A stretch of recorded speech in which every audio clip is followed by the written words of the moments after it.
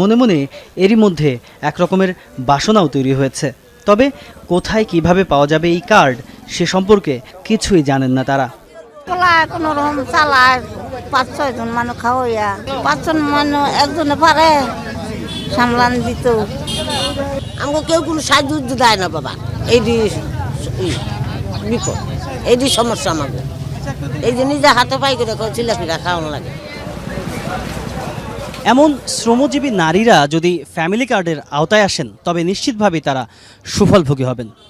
চূড়ান্তভাবে কার্ড বিতরণের আগে সঠিক মানুষ যাচাই এবং বাছাই একটা খুব বড় রকমের চ্যালেঞ্জের কাজ হবে। নির্বাচনের আগে থেকেই বিএনপির অন্যতম প্রতিশ্রুতি ছিল এই ফ্যামিলি কার্ড, যেখানে মিলবে নির্দিষ্ট অঙ্কের অর্থ সহায়তা অথবা খাদ্য সামগ্রী। মূলত পিছিয়ে পড়া জনগোষ্ঠী এই সুবিধার আওতাভুক্ত হবেন।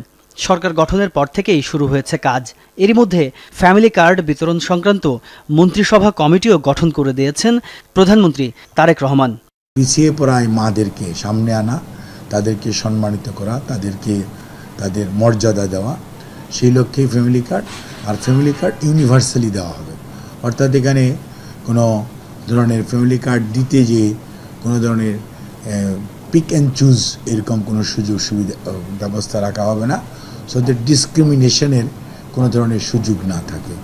মন্ত্রিপরিষদ বিভাগ থেকে প্রকাশিত গ্যাজেটে বলা হয়েছে, দেশের ৮ বিভাগের ৮টি উপজেলায় প্রাথমিকভাবে কার্ড বিতরণ করা হবে, যা শুরু হবে বান্দরবানের লামা থেকে।